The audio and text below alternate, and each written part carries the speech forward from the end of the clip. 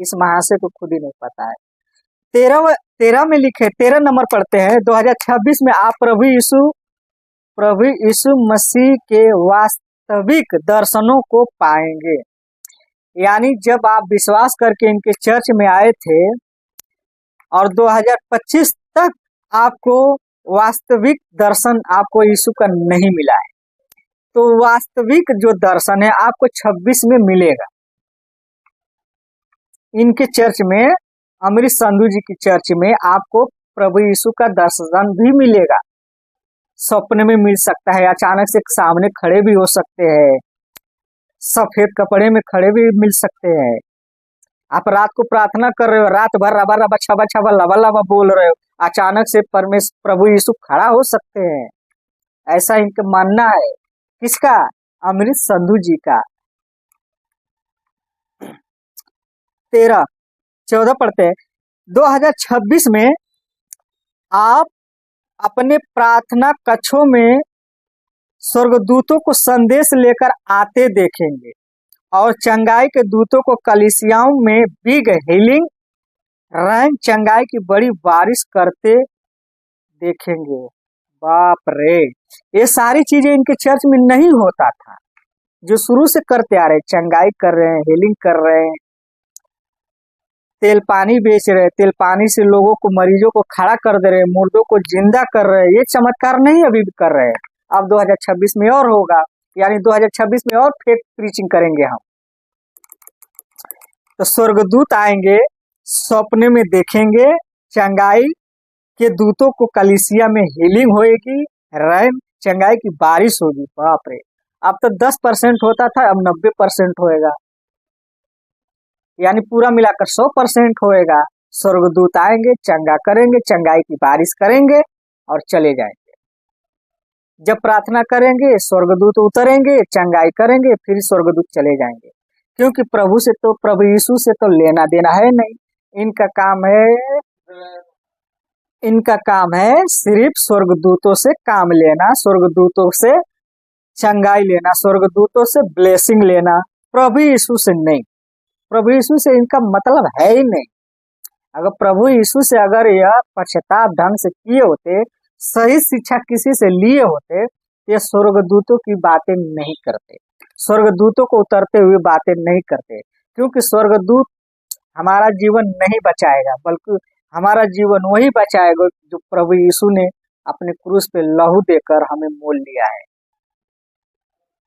तो प्रभु यीशु हमको अपने राज्य में ले जाएगा, बल्कि स्वर्गदूत नहीं ले जाएंगे। हमको स्वर्गदूत पर विश्वास नहीं, बल्कि प्रभु यीशु पर हमें विश्वास होना चाहिए। तो यह आदमी स्वर्गदूतों पर विश्वास कर रहा है। यह इंसान कितना गलत प्रीचिंग कर दे रहा है, आपको खुद नहीं पता है। और हालेलुया हालेलुया चिल्लाते रहते हो, रबा रबा लबा लबा लबा लबा। ये इसका चर्च में तो इतना बकवास की टीचिंग है, प्रीचिंग। मैं नेक्स्ट वीडियो बनाऊंगा, इसका अन्य भाषा के ऊपर ही है, ऊपर ही बनाऊंगा। क्या बोलूं मैं, इसका सारा प्रीचिंग अन्य भाषा के ऊपर। दूसरों को भी गिराता है, अपने गिरता है, इतना गिरता है, इतना गिरता है कि पूछो मत।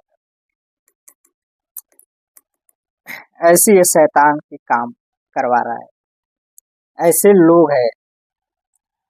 15 में पढ़ते हैं। 2026 में विशेषकर पंजाब की और भारत की कलीसियाओं में परमेश्वर के बड़े चमत्कार देखेंगे, जो पहले कभी नहीं हुए। वो केवल विदेश में देखे गए थे, और एक कार्य केवल पुरानी नहीं बल्कि नई युवा सेवकाइयों में भी होंगे। मुर्दों को जिलाने वाली सामर्थ सेवकाइयां खड़ी होंगी। हालेलुया। अभी क्या बोले इस आदमी के ऊपर, इतना गंदा प्रीच है इसका, इतना गंदा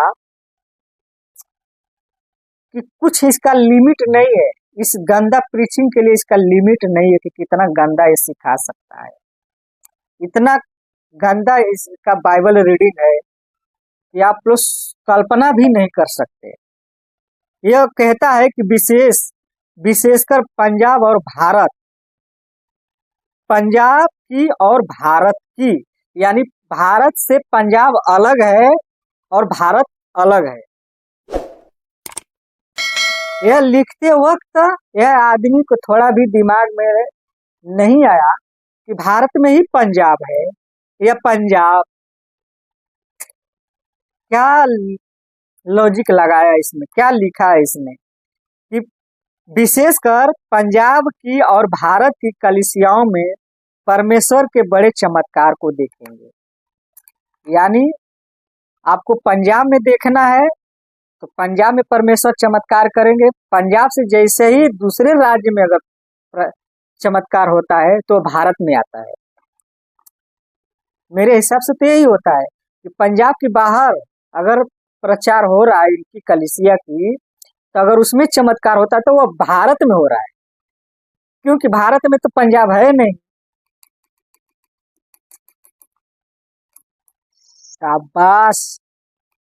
पहले कभी नहीं, वो केवल विदेशों में देखे गए थे। जो चमत्कार विदेशों में देखे गए थे वह अब भारत में देखेंगे और पंजाब में भी देखेंगे कलीसिया, क्योंकि पंजाब में है इनका।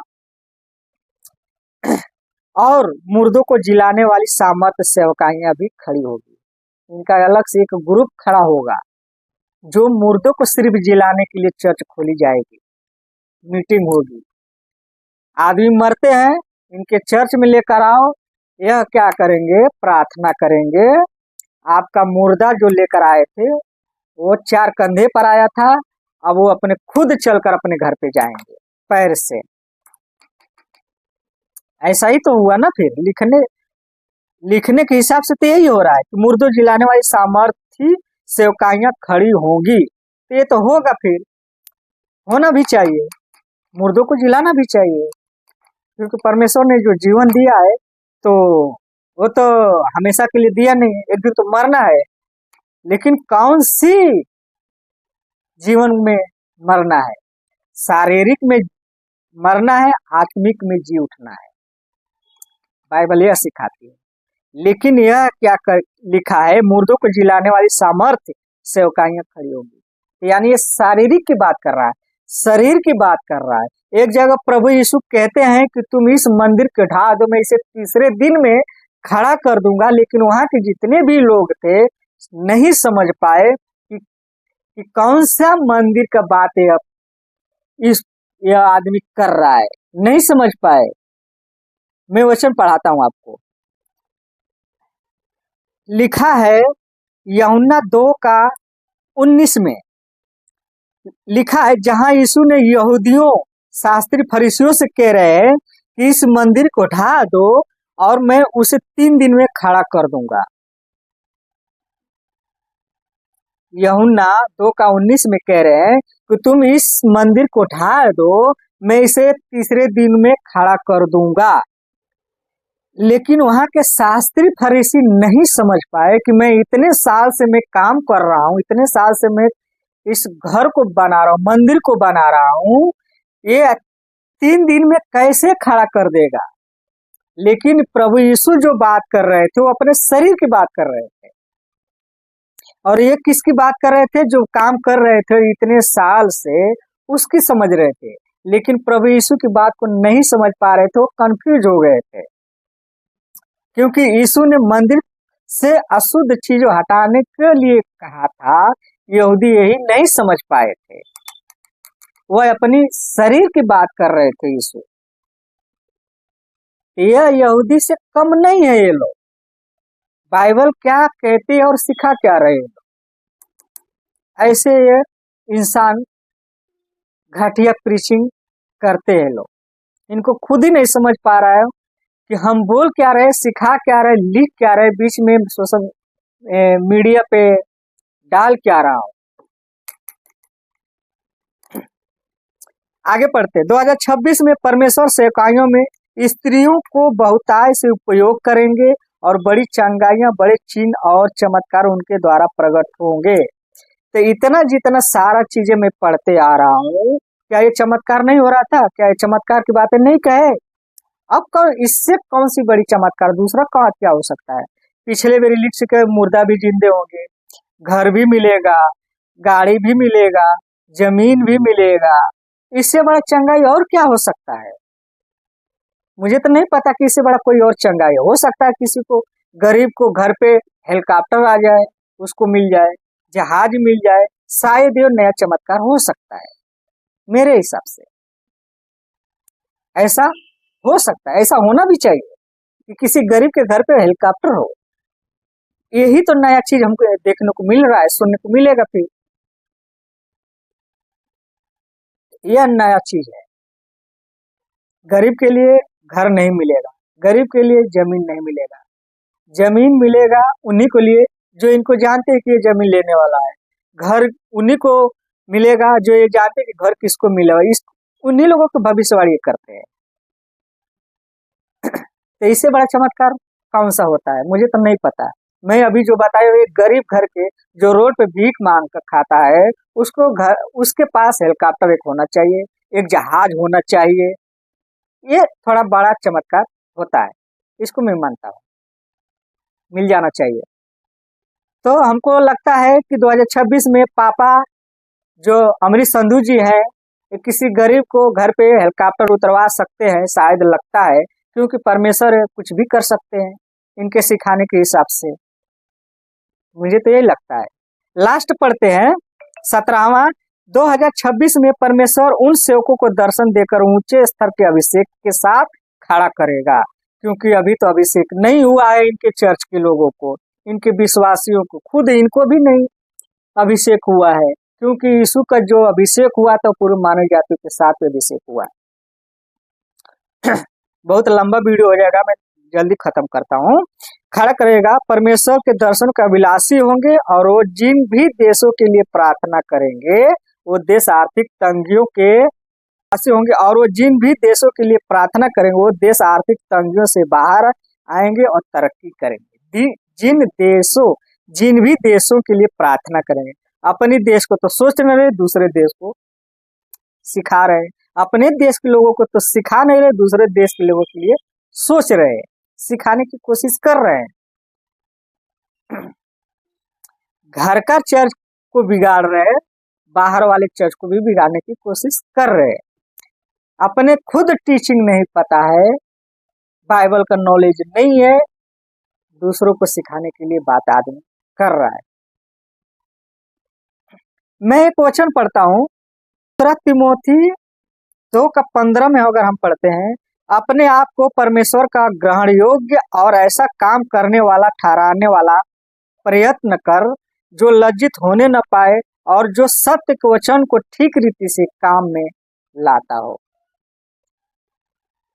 तो जब वचन ही ठीक रीति से आदमी काम नहीं कर रहा है, जब वचन ही अपने ठीक ऐसा काम करने वाला ठहराने वाले का प्रयत्न कर, ये वचन को ही उल्टा सीधा खींच तान कर ये सिखा रहा है, तो दूसरों को कैसे सिखाएगा और एक काम में लाएगा? क्योंकि अपने ही में गड्ढे में गिरा हुआ है, ये खुद जीरो नॉलेज इसके पास है, तो दूसरों को कैसे सिखा सकता है?